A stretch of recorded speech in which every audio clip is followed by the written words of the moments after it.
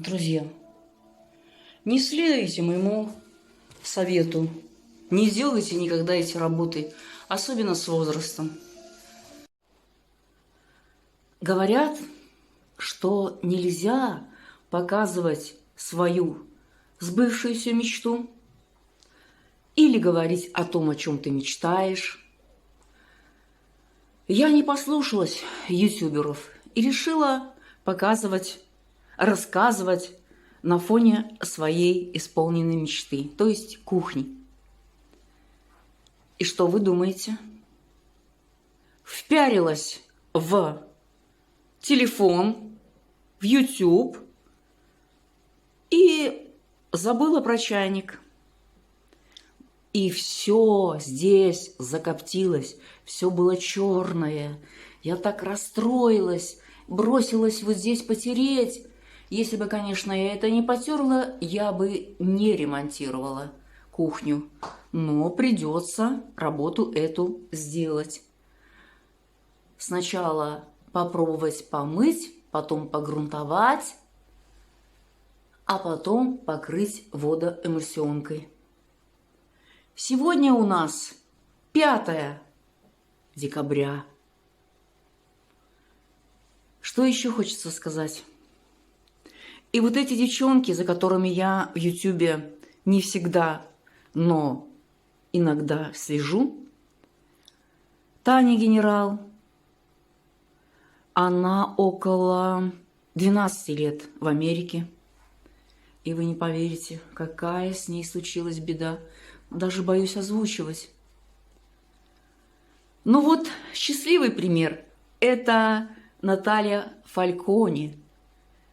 Девчонка из Рыбинска, уже больше 20 лет в Америке.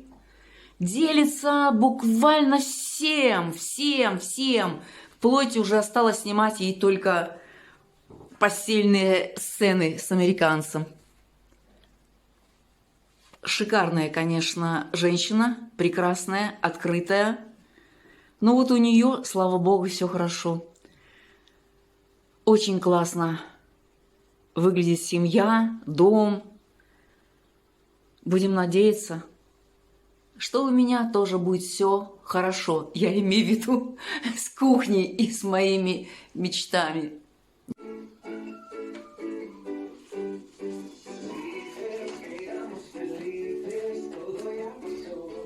Приступаю. Все закрыла, что могла. Губка и теплая вода.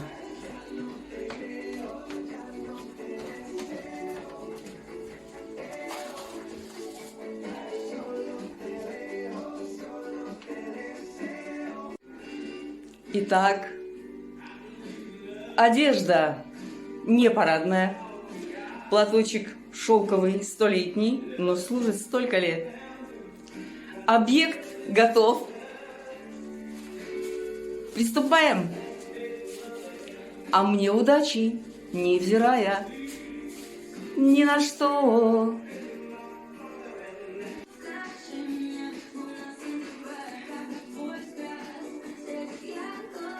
Потолок помылся с очень большим трудом, очень. И вот такой с подтеками, как бы с темными полосами от сажи. Ну вот буду грунтовать, посмотрим дальше. Грунтую, даю подсохнуть 2 часа, а затем буду красить одним слоем.